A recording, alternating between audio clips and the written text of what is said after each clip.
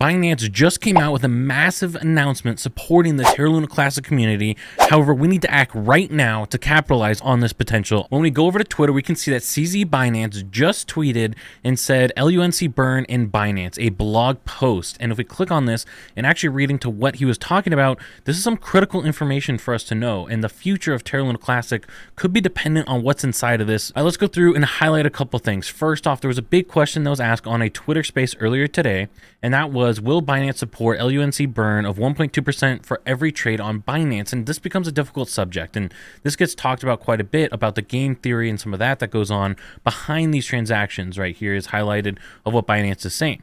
And basically what's going on here is if one exchange implements the 1.2% burn on all transactions, but the other exchanges don't, what's going to happen, right? In reality, we're going to have some of us who will stay on that exchange and want to support the exchange that supports the community. However, the reality is there's a lot of people who just trade. They don't care about the community. They're here to extract value from us.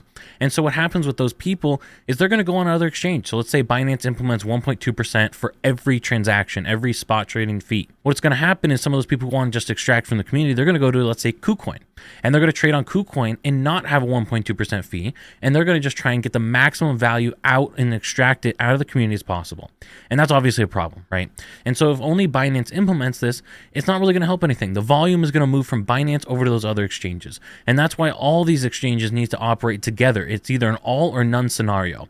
And so that's what needs to happen here. And exactly what I'm saying is being talked about in this blog post. They're saying if Binance charged 1.2% per transaction, it wouldn't burn a lot because the traders would go to other exchanges that don't have the burn. And that's the theory here. And so what they're doing instead is they're going to do a following plan because they do want to listen to the community. And I think that's a great thing for them to do. And so there's a couple steps here, 3 critical steps that we're going to talk about here as to what's going to happen with this plan of Binance. Step 1, they're going to add a opt-in button for people to opt in to potentially pay a 1.2% tax on trading Terra Luna Classic. And this is very important because this leads into step 2. Step 2 is when that opt-in amount, when the accounts reach a holding of 25% of the Terra Luna Classic held on Binance, they'll start to charge 1.2% tax for all the opt-in traders when they trade Terra Luna Classic. This prevents people who didn't hold Terra Luna Classic to affect the votes, and it also gives the early adopters peace of mind that they're not going to pay before this gets a large amount of adoption.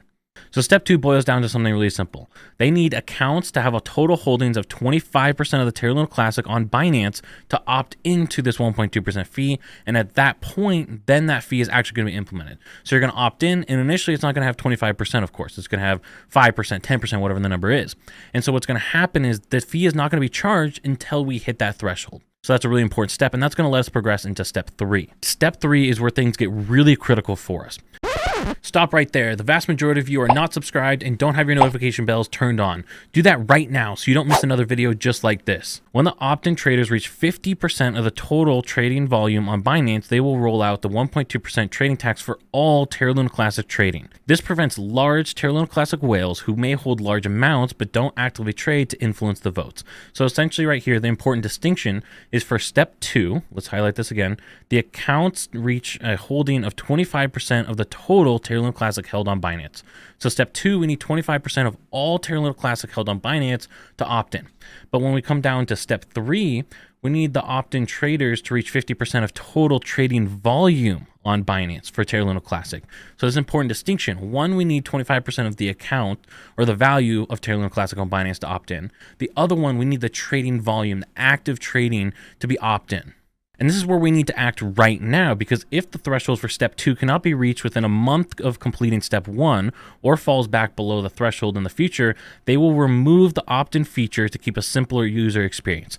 So right now we have the potential, if we can actually accomplish these 3 steps, we could have a 1.2% burn tax on all transactions on Binance, all the trading that happens on Binance, all that volume. But if we fail to push forward and make this happen within a month, we only have a month here, and this is where we need to act, because if we don't hit it within a month, they're going to go back and they're going to say, hey, guess the community didn't really want this because they didn't hit this threshold. And they believe this is the way for people to vote, the traders on their platform to vote for what they want. And this is where us as a community need to vote for this and make this happen. If we go over here to CoinGecko, we can see the trading volume right now for 24 hours is about $650 million. When we scroll down and look at where that trading volume actually is, you can see Binance is roughly half of that still. And this is something I pointed out yesterday as well.